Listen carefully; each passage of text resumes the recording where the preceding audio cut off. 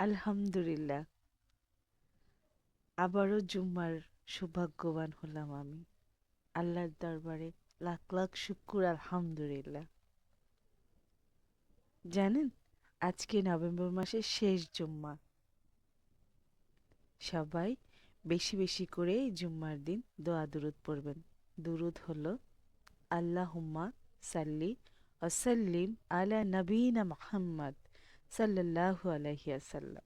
সবাই বেশি বেশি দোয়া দুরুদ পড়বেন, কারণ শুক্রবার মানেই হচ্ছে দোয়া দুরুদের পাঠ। আর আল্লাহ পাকের কাছে বেশি বেশি দোয়া করবেন যেন সামনেই নতুন বছরটা আপনাদের জীবনে সবচেয়ে স্পেশাল হয়ে আসে।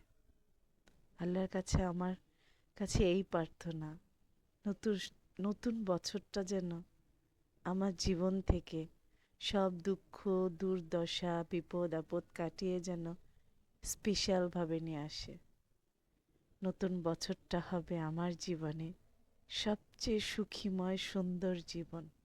আল্লাহ, আপনি আমার এই জীবনটাই দান করবেন।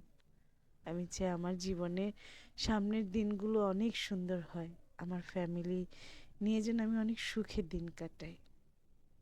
আমিন।